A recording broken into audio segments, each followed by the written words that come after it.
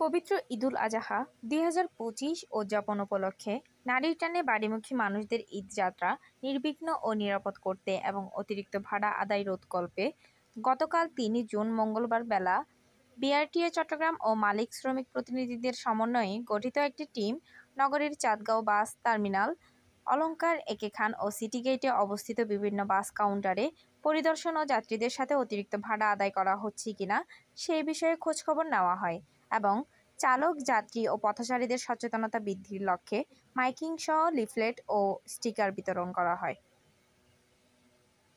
এ সময় উপস্থিত ছিলেন বিআরটিএ চট্টগ্রাম বিভাগের পরিচালক ইঞ্জিনিয়ারিং জনাব মোহাম্মদ মাসুদ আলম, বিআরটিএ চট্টগ্রাম বিভাগের উপপরিচালক ইঞ্জিনিয়ারিং জনাব সৈয়দ আইনুল হুদা চৌধুরী, বিআরটিএ চট্টগ্রাম জেলা সার্কেলের সহকারী রাজস্ব কর্মকর্তা জনাব মোহাম্মদ সালিমুল্লাহ সহ অন্যান্য কর্মকর্তা ও কর্মচারীরা।